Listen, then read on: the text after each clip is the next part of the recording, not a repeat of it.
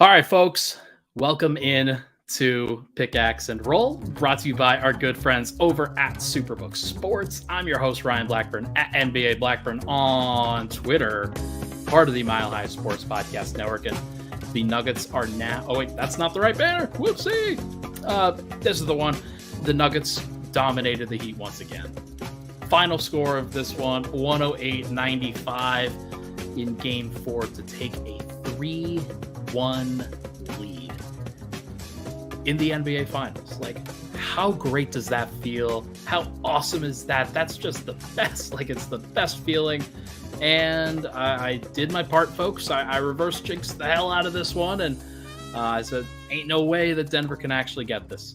Ain't no way. Like, you got 2 games in Miami, Party City. Like, got the Miami flu in between these 2 finals games. Like, nobody would have been surprised. Like, Denver had a big Game 3 win. Obviously, you're going to regress a little bit. No, they would never do that, because this team is professional. This team is incredible, and they knew exactly what they needed to do in order to get this done. I'm your host, Ryan Blackburn. Make sure to give this a like if you're watching along on YouTube. If you're listening in the audio side of things, then make sure to rate, review, and subscribe on that end. Really helps share out the program. But this is so big. This is such a big deal for Nuggets fans. This is a big deal for the NBA. This is a big deal for the Nuggets organization. You can go on down the line. Oh, and by the way, Denver made a trade today. Like, we'll talk about that at a later date. But this is a whirlwind. This is an absolutely crazy time to be a Nuggets fan. And I keep saying that word, and I keep meaning that word, because think about where this team was a year ago. Think about what was going on, where you were ousted in the first round. You never got to see Murray or Porter. You didn't have Bruce Brown or KCP or Christian Brown or anybody like that. And the vision of this team was so open-ended. It was so unknown as to what would happen here. And for them to be able to turn this around over the course of a year, to turn this roster into a championship caliber roster, full of talent, full of versatility, and full of players that can deliver on a night like tonight, that was super cool. That was just a super cool thing to be a part of, and a super cool thing to watch and cover. On this podcast, we're going to talk about Aaron Gordon, Bruce Brown, a little bit of Michael Porter Jr., who I feel really bad about right now, really bad for right now. We'll talk about Murray and Jokic and all of these guys that are doing this crazy stuff. And we'll also talk about the Nuggets defense, which I think has really turned itself into a championship caliber unit. You allow 95 points, and you're going to get some credit. Now, this is the 3rd highest total in 4 games that the Nuggets have allowed in the series. Think about that. Think about that. That's insane. But let's talk about Aaron Gordon. Actually, no, we're going to talk about Jokic here real quick. Not the story. We're going to start with that. I think that's the most important piece of this. Jokic is always the story. He almost always is going to be the person at the center of everything for this team, doing whatever they need him to do. And Jokic has always been that guy, and he's always been willing to both kind of take up the mantle, but also step aside when needed. And it's not like he stepped aside tonight. I think he was forcibly taken apart by Scott Foster, who was the extender, was the nickname that he's been given in terms of a playoff referee. He's trying to extend the series, tried to do so in Game 4 of the Lakers series following Tony Brothers in Game 3. Lo and behold, you get Tony Brothers in Game 3 and Scott Foster in Game 4 once again. 2 of the referees I think the Nuggets fans have the most issue with, and maybe not the organization, but I haven't really gone prying there. But Jokic gets into foul trouble, and you're wondering as a Nuggets fan, oh crap, what is going to happen now? He's got 5 fouls with 9 minutes left to go in the game. This team has to survive. They have to get through this. And Miami goes on an immediate run. And it was, I think, 14 or so. And then it gets down to 6 or 8. And Michael Malone calls a timeout. Out of the timeout, Denver runs a couple of actions, and they get Murray free for a 3. And it was a deep three. It was a contested three, but it was a good look. And it was in rhythm, and he hit it. That's a big-time bucket. But the biggest story of this game, I think, was Aaron Gordon, who stepped up when Denver needed him to throughout the evening, was forceful and impactful in the first half, and then made his shots that he needed to make in the second half too. Aaron Gordon was an absolute monster and deserves all of the credit for this particular time, for this particular moment. Game 4 is going to be the Aaron Gordon game. It might be the Bruce Brown step back 3 game, but it's also the Aaron Gordon game for sure. And to see him step up in this moment, have 27 points. Let me just pull up the rest of the numbers here. 27 points, 6 rebounds, 6 assists in 41 minutes. Get this. He was a plus 29 in a 13-point win that he played 41 minutes. That means that in the other 7 minutes that he didn't play tonight, the Nuggets were a minus 16. Christian Brown was a minus 17 in this game. We'll get to him in just a little bit. But Aaron Gordon picking up the slack, absolutely dominating when he needed to. But the most important shots that he hit were the threes. I firmly believe that. A couple of them were in rhythm. One of them was not, and it was in front of the Miami bench, and he turns around and says something, and they're talking to him. They know that he's not a runoff. They know that he's not the guy that they have to really consider from 3, and Aaron Gordon knows that too. And just like in the Lakers series, in game 4 of that series, he steps up on the road and hits 3 big threes. Great timing, fantastic timing if you're Aaron Gordon. 41 minutes tonight, as I said, 11 of 15 from the field, 3 of 4 from 3. 2 steals, played great defense once again on Jimmy Butler, although Jimmy still found a way to be his normally impactful self. But Denver's just like they're playing great defense, and Aaron Gordon is captaining it out because you cannot do that. You cannot play this great defense without Aaron Gordon. He's the linchpin. He's the guy who switches everywhere. He can guard your opposing team's best player, and he can also switch on to Bam. He can also switch on to Gabe Vincent. Like, it doesn't matter who you need to switch him on to. He's capable of doing it and then some. And this was maybe his best all-around game in a Nuggets uniform. And I don't say that lightly because you think about the timing, you think about the situation, you think about the impact and what he had to go through, what the Nuggets had to accomplish, and how he had to do it without Nikola Jokic on the floor in the fourth quarter. That is what champions are made of. And Aaron Gordon, I think, over the course of this run has proven that he is a championship caliber player. And the Nuggets, they know what they have in AG. Nikola Jokic postgame said that he was thankful that Aaron Gordon was his teammate, that Aaron Gordon is a part of this team. And it's such a big deal coming from Nikola. Like, just so clutch, just so big for everything that he had to do. Cedric, fun fact, Dallas Mavericks won the 2011 championship on June 12th. Game 5 is June 12th. That's going to be so big for us. No, Cedric, I think you're right. There are some similarities for sure.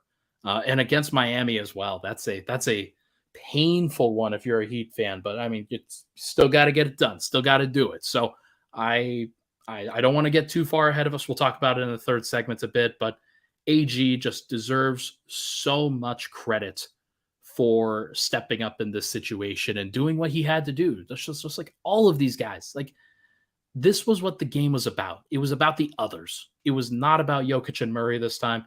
And it's so cool that Aaron Gordon gets to be a part of that he gets to kind of captain that because he's really stepped up and been such a big deal for this Nuggets team and has played such a pivotal role for this Nuggets team throughout these playoffs, even if it's not always front and center on the most important things that they've had. He's a piece.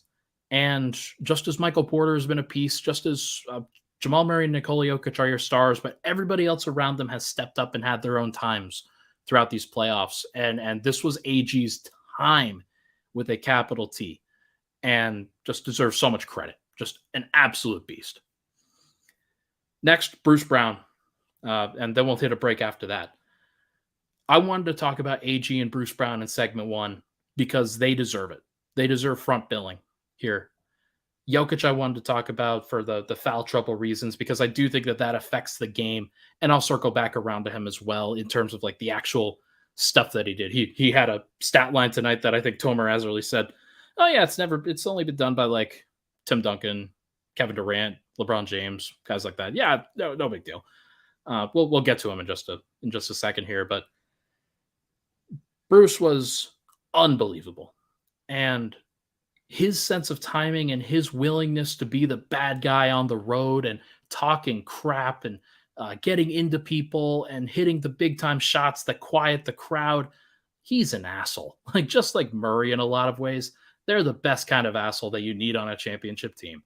And that's what you need from Bruce Brown. That's why you brought him in here. That's why you wanted him to be on your team in these clutch moments. He's a foxhole guy. Just as Murray and all these guys are foxhole guys for Denver. They've been in that way in different ways. And to see Bruce step up in that moment, 11 points in the fourth quarter, had 21 on the game. Overall, just very, very impactful, and closed this game for Denver because he absolutely deserved to. Porter did not close. We'll get to him in the second segment, but Bruce Brown deserved it. 21 points, 8 of 11 from the field, 3 of 5 from 3, 2 of 3 from the line, 4 rebounds, 2 assists, 1 steal, 1 block. Just a massively impactful game off the bench. And the timing of how he did it was so big. Denver only scored 22 points in the fourth quarter. Miami only scored 22 because Denver's defense has been legendary in this run. But Miami, 50% of the output that they had was matched by Bruce Brown. 11 out of 22. That's nuts. Like, that's just it's something that they're clearly not expecting. Like, they're always game planning for Jokic. They tried to take away Murray tonight. They're doing everything they can to make sure that Porter doesn't go off, and they're daring him to make shots, and he's not making them. And tonight it was AG and Bruce Brown. And Bruce Brown just stepping up in these moments, making these defensive plays, rotating over, not leaving an inch of airspace on the perimeter against Max Strus or Gabe Vincent or Kyle Lowry or guys like that. There's been nothing for those guys to get. And being able to do that on a consistent basis is really tough. And doing it in the NBA Finals is even tougher, obviously. Bruce was built for it, though. And the three, I asked him today, and I don't know if you guys picked up on it on the broadcast, but I asked him post-game about the three that he hit. And he basically said, yeah, I've worked on that. That's something that I do. That's in my bag. And being able to break it out in the NBA Finals to hit a pull-up three to really help ice the game, that's so big. And Jokić also said he was yelling at Bruce. Like, he was so mad at him for taking that pull-up three and then was so happy that it went in. But it's not something that you expect from him. And he's always been a driver. He's always been a slasher, but his ability to shoot, make the clutch shots that he needs to, and step up in the moment that he needs to as well. Take a bow, Bruce Brown. You've earned that contract, and you've earned the next one for sure too. Like, just so much. Like, KC says here, I'm going to miss Bruce Brown. You and me both, brother. Like, he is gone, and it's not Denver's fault. Like, unless they can do some crazy cap logistics, Bruce Brown's going to be gone, and he's going to have earned his time, and he's going to be a Nuggets legend for doing everything that Denver asked him to do and doing it with a smile on his face, or an absolute furious smirk or growl or whatever. It's just super, super cool to be able to do, to be able to see it. Like, he embodies a lot of this Nuggets culture. He's really embraced it and been a part of it and elevated it in various ways, given them the swagger that they need to know that they're better than the other team. And it's just been awesome to be able to see him grow in that regard. So really good stuff. But tell you guys what, let's take another break, or let's take a break. When we come back, we are going to discuss the other players in the rotation, including Jamal, MPJ, Christian Brown, Jeff Green, and KCP. Also, I'll circle back to Nikola for sure. But first, Everybody, this podcast, as you know, it's brought to you by our good friends over at Superbook. Bring that big bet energy with you this summer to Superbook Sports. They're the most trusted name in sports betting. And if you bet on Denver tonight, I'm sure you cashed because they covered that spread and then some in this time around. Although I hope you didn't bet Jokic assists. I hope you did bet Murray assists. He's been killing it. We'll talk about that later. Right now, you can use promo code MILEHIGH to score up to $250 with their first bet bonus. Win or lose, they will match your first bet up to $250 with promo code MILEHIGH. Simply visit superbook.com for terms and conditions or download the Superbook Colorado app in the app stores. Enter promo code MILEHIGH and you'll get $250 courtesy of Superbook. Gambling problem, folks? Call 1-800-522-4700. We will be right back on Pickaxe and Roll.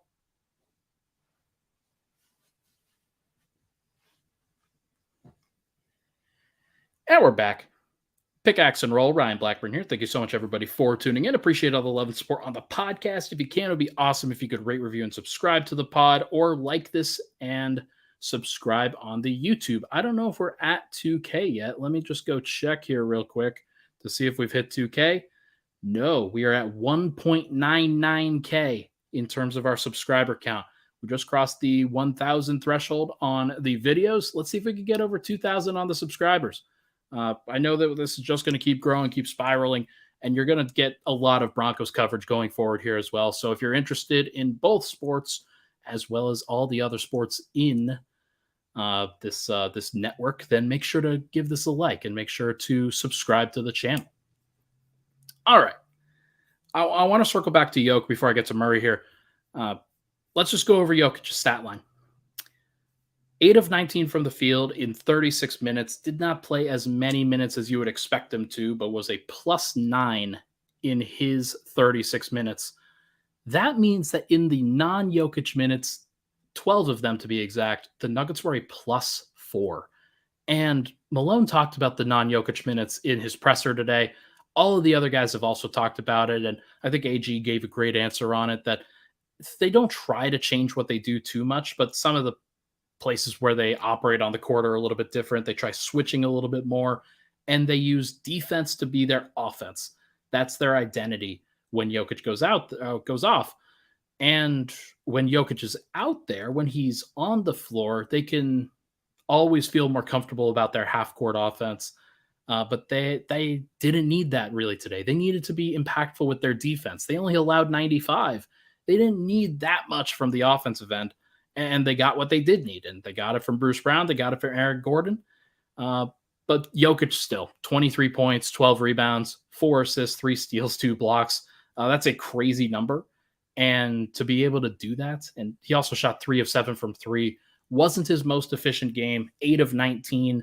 But I'm who cares? Like, it's the finals. You just have to get through it. And if this is the worst game that Jokic has, it's not really his worst game of the playoffs, because he was still very impactful defensively and did a lot of great stuff. But I don't know. Hard to really argue. Like, Bam Adebayo had 8 turnovers. A lot of that was Joker. A lot of it. Like, so really good stuff from him, especially on the defensive end. Pretty funny, just in general, that Jokic has been as good defensively as he has when we've got other defensive centers out there that have just completely crumbled against the Miami Heat for some reason. Like, and there's a lot of them. Like, I could go down the list. You could go with any of the Boston guys. You could go with New York and Mitchell Robinson. You could go with Milwaukee and Giannis and Brook Lopez. Last year, Joel Embiid crumbled against Miami because that's just what Eastern Conference basketball is, I guess. Western Conference basketball, you have to really be tested. So pretty funny to see that, but it is what it is. Let's go to Jamal Murray now, though. 12 assists to 0 turnovers is nuts. Like, it is really hard when teams are blitzing you to not turn the ball over.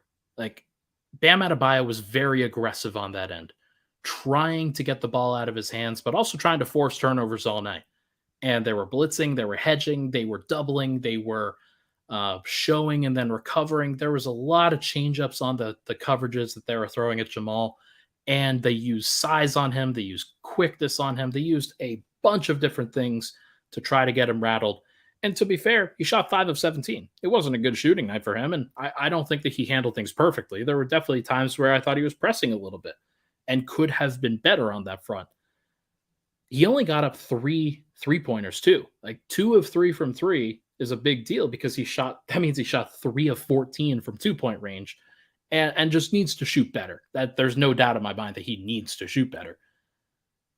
But he still had 12 assists to 0 turnovers in that situation, and it really set the table for everybody else to be successful. And you can see the impact. You can absolutely see it where he's setting up Jokic in the pocket, where he's setting up Aaron Gordon on threes and on cuts, where he's offloading to Bruce Brown and he's hitting threes. He even set the table, I think, for KCP on the final 3 that he hit. So there's just a lot here where Jamal has really grown in his game. It isn't always about scoring anymore, and it never was always about scoring. Like, he also found passing opportunities. He wasn't ever going to be like, he's an elite scorer, but he wasn't ever going to be like scoring dominant. Like, he can bring other things to the table, and that's how he's going to be an all-star eventually. Is he's going to be a passer, he's going to be a creator for others, and he's going to find ways to create. And some of that is just passing. Some of that is just logging the assists and making sure that you're always getting those opportunities to your teammates to be able to be successful. And he's been trying to set up Porter. He's been trying to set up a lot of guys, including Christian Brown and Jeff Green and players like, I think he did set up Jeff Green for the 1-3 that he had. So had a lot of plays where you could point to Jamal and say, yeah, you were the catalyst for that. And the other guys still have to hit the shots. So the credit goes to them, of course, but like, in so many ways that we credit Nikola for setting the table for the rest of his team, it really felt like Jamal took on that burden tonight.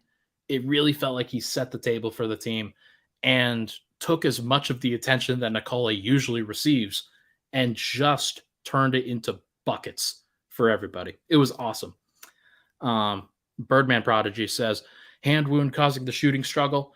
Maybe. I was thinking, honestly, like when I was doing preparation for this game, I thought that going and dribbling to his left would be more of an issue.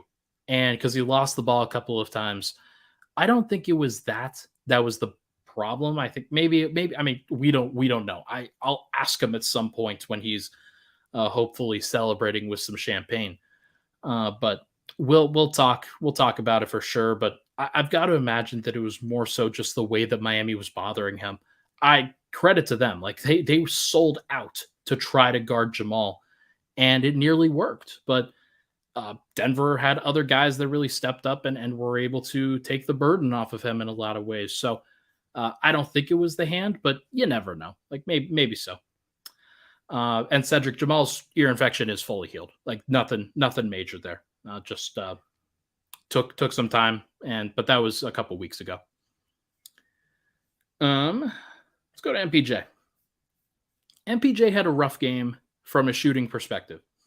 4 of 10 from the field, 0 of 3 from 3, 3 of 4 from the line, and he struggled to make an all-around impact. It wasn't like,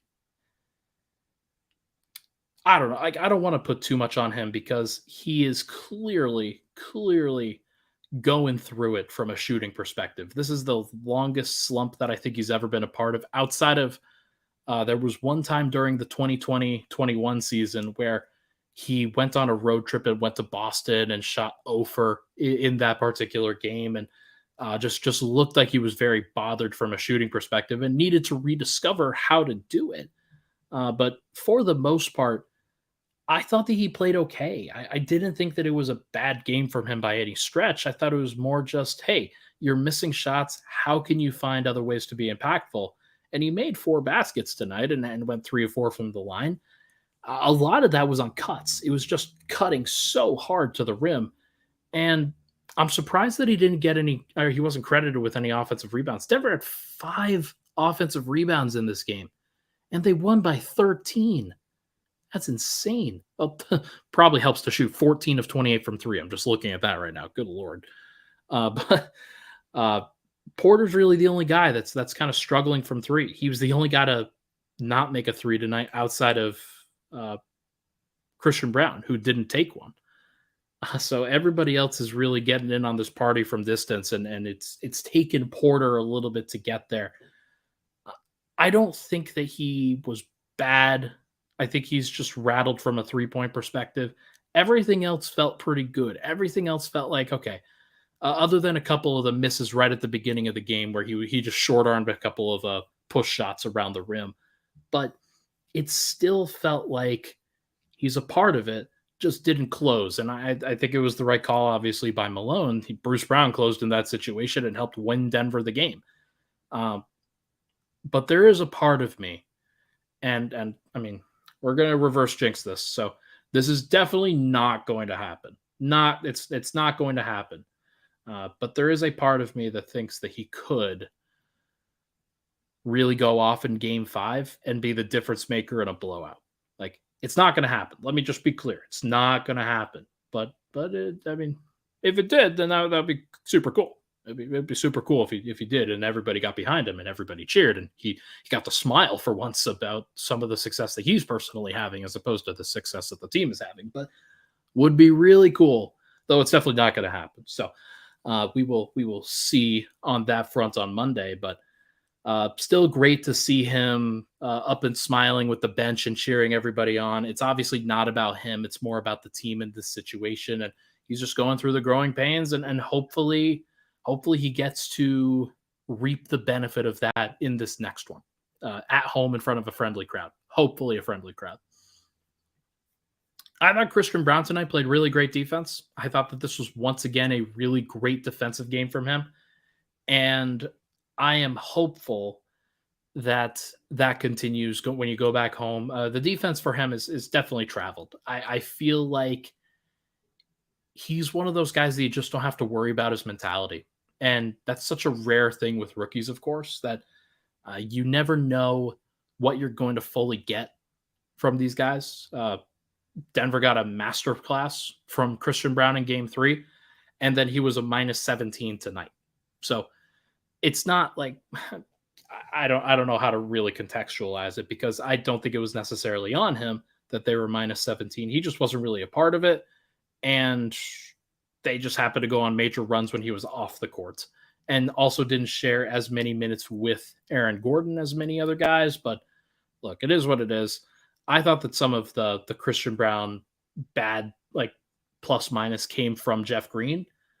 And we'll talk about him in just a bit. But look, Christian, just 1 point. He's got to make the other free throw. If you go to the line twice, you have to make both.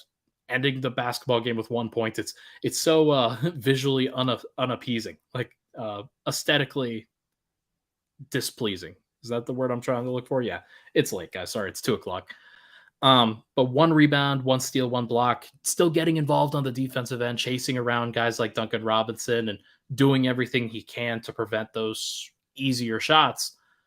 Miami still found ways, and Gabe Vincent, Max Strus still found ways, but no, they didn't find ways. They were the guys that actually struggled. Duncan Robinson was pretty good. Cody Martin went 1 of 2. Kyle Lowry, though, went 1 of 4. So Denver, they're benefiting a little bit from a Miami Heat shooting regression on their home floor. That's cool. Like that, I didn't expect that to happen. That's for sure. But Christian Brown has been a part of that. The entire Nuggets defense gets to take credit for that for sure, because I mean that's what they've done. That's how great they've been. So Christian deserves some credit for sure, and I am hopeful that he just continues to stay in the moments and continue to play as aggressive of defense as he possibly can and run every single time. You want to try to run Miami off the floor. Going back to altitude, they're not going to be as physically prepared as they were for game 2. We will see what actually happens. So should be good. Cedric says Miami has lost all home games since the Celtics' near comeback, by the way. Yikes. That's wild. I didn't. Maybe that's why the Miami crowd was dead. It's because they've only seen losses. That's kind of wild to think about, by the way. All right. Well, who knows? Who knows? Maybe that's a part of it. I didn't really talk about KCP. KCP had a good play right at the end of not right at the end, but like 2 minutes left in the fourth. Basically closes out the game with a clutch 3 in transition. I think it was Jamal who set him up. and he got to take his time with the shots, set it up, hit it, and you could feel the energy in the basketball from the arena. Like it just, you knew that was the kill shot from the moment it left his hand, and it was really cool that he got to see that go in. 2 of 5 from 3 tonight. Those are the only 5 shots that he attempted, but as you know, KCP is fantastic. 3 steals and 2 blocks. I mean, he's been an amazing defensive force, and there were a couple of plays that he had back-to-back against Jimmy and Bam. I realize that this is on the Jeff Green title card, so my apologies here, but KCP back-to-back defensive stops against Jimmy Butler and Bam Adebayo when Jokic was off the floor, and those were so big because you know that they were just trying to bully him a little bit, and KCP had been bullied a little bit earlier on in that game and earlier in the series by Jimmy Butler, who's just a bigger player. Jimmy still had success with him, but in that moment, he did not. In that moment, KCP got what he needed to get and made the plays that he needed to make. Championship caliber plays in the fourth quarter, and deserves some credit for sure. But as I mentioned, Jeff Green, 1 of 1 from 3, 1 of 1 from the field. That was the only shot that he took. But the great news is that Jeff did not need to warm up in order to take that shot. He didn't need a couple of shots to get into the flow. The Nuggets knew that they needed him for that left corner 3, and he set up after Jamal drove the lane and then drew his man in from the strong side. Jeff Green gets the kick out, hits the 3 in rhythm. Very, very big deal.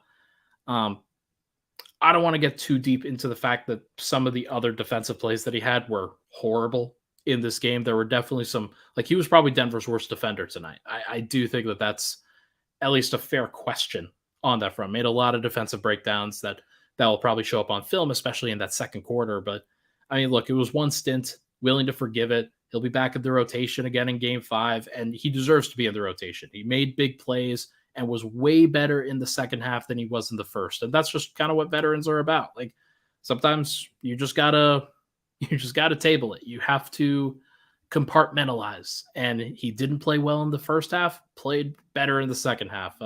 He did miss a rebound though, and I was pretty frustrated. And I was looking at Matt Moore, but immediately when he hit that 3, Matt Moore from the row in front of me turns around, stands up, and stares me down. And it's like, come on, man. I was about to say something nice about him anyway, but now I have to. And did Jeff Green with the 3s in place of the E's because I'm so cool, so hip. But no, it was good to see from Jeff, and he absolutely deserves this moment too. Like it's been a long time coming for Jeff Green's career, and very, very timely for sure. And I mean, that's just the best thing about Jeff Green's 3s is you're not going to see a bunch of them, but they're going to hit you at the right time. That's for sure. And I think we're seeing that in the comments here as well. Lots of comments sharing that sentiment for sure. All right, tell you what, let's take one more break. When we come back, we are going to wrap up as the Nuggets are up 3-1 in the NBA Finals. But first, let me give this message to you from Sandy and Sean. Hi, I'm Sean Drotar. This is Sandy Clough. Make sure you catch us from 2 to 4 p.m. every day on Mile High Sports, especially now, Sandy, as the Nuggets have the best chance ever to win an NBA title. It's basically all Nuggets all the time at the present time, but we talk all sports from 2 to 4 every day. That's right. Every team, every day, right here at Mile High Sports. And we're back. Final segment, Pickaxe and Roll. Thank you so much, everybody, for tuning in. Appreciate all the love and support on the pod. Give this a like. Go subscribe to the YouTube. It does help me out a bunch. All right. Got one more. Got one freaking more. NBA Finals has been amazing. Just as, I mean, it's actually not what I fully expected. I expected it to be less business-like for me. I thought it would be a little bit more emotional than it has been. I felt a couple of those moments in Game 1, Game 2, but Game 3, Game 4 felt more of like, hey, this is winning time. This is the time where Denver has to show up, put up or shut up, and I was all about it. I was ready for it. And was a little bit nervous before Game 3, but not really. Game 4, I didn't feel that many nerves. It just wasn't at the forefront. Like Denver's faced this before. They faced adversity before, and they've conquered it. There's no reason why they can't do it here. They're the better team, and we're going to talk about that. But now up 3-1 in the NBA Finals. You've never seen this before, and I know Nuggets fans are feeling it too. Nuggets fans are so excited. It's been really cool. I've had a lot of people reach out to me, had a lot of people talk to me about this, and getting texts left and right from people who know that I do this, whether it's family members or friends or whoever. But all of the sentiment is just excitement. It's just something where people are coming out of the woodwork and they're just happy. They're just really, really happy about this moment because it's never something that the city of Denver has ever been able to share before with regard to basketball. Like, you've seen it with football, you've seen it with baseball, not to this full extent. Like, Rocktober was amazing back in 2007. And I remember that. I was 10 years old, and that was a foundational part of why I was a baseball fan and why I played baseball up through high school. But and then NFL, of course, and NHL. Like, you got to see this ride with the Colorado Avalanche last year, and that was very, very cool. But with the NBA, it's a little bit different because they've been around just as long as the Broncos. Like, the Rockies and the Avs, they started up a little bit later, and then either like had very quick success or have like never really given their fans that much reason to believe in them in the first place, if you're the Rockies. But the Nuggets now have gone through so many iterations where it just feels like this is the one. It feels like it. And now that you're up 3-1 in the NBA Finals, I think everybody can taste it. Everybody can feel it. Everybody can sense it. And I felt like this team could do it. I felt like they could cash those checks, but I didn't know it. And there was a lot of questions until these playoffs and until like you got to see them for the first time. And my biggest takeaway from these playoffs now is that the defense is legit, and I did not expect it. How could anybody have expected the defense to be this good, stepping up in this way? They've done exactly what they needed to do. And the great thing about this team that we saw over the regular season was that they were adaptable. They didn't always have to win with offense. They could win with defense too. I think a lot of people missed that when they were predicting who could win the title. Denver showed that they could step up and solve problems on the defensive end, whether it was against Memphis or Golden State or Phoenix. They didn't play Phoenix at full strength during the regular season, but they showed it in the playoffs. And there were a bunch of other teams that, like, you see what they did against top competition, whether it was Boston or the Clippers or Milwaukee or Philly. Not really Philly. That's a different story there, but it has always felt like Denver could get to a level where their defense was good, but I didn't know if they could get to a level where their defense was great. And it is great. It has been fantastic in these playoffs, and they deserve so much credit. Michael Malone deserves a ton of credit for keeping on them about how important this defense was. And Calvin Booth deserves a ton of credit for bringing in the veterans that were able to carry that message for him, because a lot of times, like, Michael Malone's been delivering the same message a long, long time. It's not always on like the sender to make sure the message is read, but that's a big part of communication here. And for Malone, like, him to have the medium of those veterans, like, to be able to relay that message and to instill that belief that defense was so, so important, it's a big deal. And Calvin Booth deserves that credit for sure. Just an absolutely massive offseason for Denver, and just a really, really cool moment for them to be able to have, like, 93 points in game one, 94 points in game three, 95 points in game five, or in game four. They were slacking tonight, allowing 95. Come on now. But I know the defense has been awesome. 3 Munders, 3 of them. Like, can you believe it? Like, the Nuggets, the Denver Nuggets, who have been criticized ad nauseum for not having any rim protection, for not having any like real defense, and they're going to back their way into a title, and people are still not going to give them credit for the defense. It's insane, but they've done it. They've absolutely done it. I think this was the game where Miami found out that they were worse. I think that for sure, you could say, like, Miami had the belief. Miami knew that they could come back, and they've been in sticky situations before. But when you're down 2-1, you need your best effort at home because you know you have to go on the road. And I thought that Miami gave great effort. I thought that they were competitive. I thought that they tried everything in this game, and nothing that they did stuck because they couldn't hit the shots that they needed to hit. And the Nuggets were contesting those shots as well as they possibly could and then delivering on the other end, even when Jokic wasn't the center of everything. It was super cool. And you hear that from, I don't remember who said it initially, but there was a broadcaster who, maybe it was Jay Williams on ESPN. It's like, there's always this moments where one team in a series finds out that they are the better or worse team than the other. And sometimes those things happen at the same time. Sometimes it's a little bit delayed. Sometimes the team has a little bit of false hope, and then there's a realization later. But I think that for Denver, they knew that they were the best team. And I think that it was confirmed to them at Game 3. I think that Miami, they were holding out hope. But it was Game 4. It was tonight that they realized, wow, we are not as good. It doesn't matter what we did a great job against Nikola Jokic. He wasn't perfect. Did a great job against Murray. He was 5 of 17. And it did not matter. Like Michael Porter Jr., their most dangerous shooter, was 0 of 3 from 3. It didn't matter because Denver had other guys that could step up and make those plays. And it didn't matter because Denver had the defense that even when the offense wasn't showing up, the defense would. And they're such a versatile team. They are such a potent team. They are such a competitive and dominant team now that it does not matter what the Miami Heat do at all.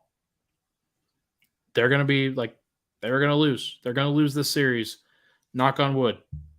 Let me just knock on that. I don't know if I did it, but because I'm wearing these headphones, but we will see. What is this spamming going on in the chat? I feel pretty strongly that Miami knows this, that Miami is fully understanding this, and they know what this process is like. They know what this process means, and they've done a great job of becoming the zombie Heat for a while against a lot of these teams. But you have to go back to the regular season a little bit and realize, okay, when their shooting isn't amazing, they are not this amazing juggernaut, which they've shown in order to become the Eastern Conference champion. They got hot, and none of the other teams in the NBA knew how to deal with it. Denver was able to deal with it. They were able to make it work, and they were able to cut off their water in a lot of different ways. And whether it was Jimmy, whether it was Gabe Vincent, whether Caleb Martin, whoever. I am extremely happy that Denver has been able to show this to the world because they've earned this through all the hard work that they've had to do. One win away, and you get to do it at home if you want to. You get 3 chances now. You don't want 3 chances, though. You want to do it on the first one because if you leave it and you lose a game at home, Game 5, then you're going to be frustrated. You are going to be annoyed. And then you've got to go back onto the road to a raucous arena in Miami again. And then if you lose that one, then it's Game 7 and anything can happen. There have also been several 3-1 comebacks over the course of these last 8 years. So this can happen if Denver loses. They can still lose this series. I don't want to get too far ahead of myself. I think that they can still lose. Do I think that that's going to happen? No, I don't. I think that Denver's mature enough to be able to do this, but that's why you can't count your chickens. You have to make it work. You have to do it. It is a requirement that you focus up, that you don't let the talk get to you, that you don't let, I think Cosmic said here, losing Game 2 is the best thing to happen to the Nuggets. I think that's a great point. I really do. I think that they absolutely needed a wake-up call, and they thought that they were awesome, And they are awesome, but they needed to be reminded how they're awesome and that it doesn't just happen by accident. Denver has to work at it, and it's not always going to be perfect, even if you are awesome. Like, you got to show it. You got to show how much talent you have with all of your guys over the course of these last 2 games. But it came with elite defense to go with it, and discipline and ferocity and poise and focus and all of the traits that help get you there in the first place. So I agree, Cosmics. I think that's a great point. And I do think that Denver ends up getting it done, but they've still got to get it done. Like, the job is not finished, as Kobe Bryant would say. Job's not finished. Denver still got to do it. I hope that Michael Porter gets to have his moment too. That would be really, really cool. But this is going to be very interesting over these next 2 days, what the messaging is going to be, what the conversation is going to be. Can Denver take care of this, or does Miami get a little bit healthier? How does Nikola Jokic's ankle look?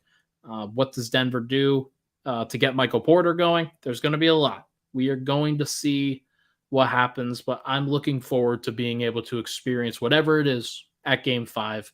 Should be a lot of fun. Denver, I mean, this is for you. This is what this is all about, and we have plenty of opportunity to do so. So, Michael, can you get that outro music for me? Everybody, that is going to do it for this episode of Pickaxe and Roll Podcast. It is 2:20 in the morning here on the East Coast. I am going to go to bed. I'm supposed to write a story. That's probably going to happen, but we will see.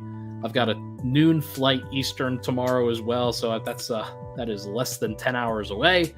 Lots of stuff to get to now, but everybody, enjoy your weekend. I will not podcast tomorrow, but I will be back on Sunday with a Weekends with Swipa episode. We got a lot to talk about. Thank you so much for tuning in. Appreciate all the love and support on the podcast. As always, hit that like button and subscribe button on the way out. We'll talk to you guys very soon.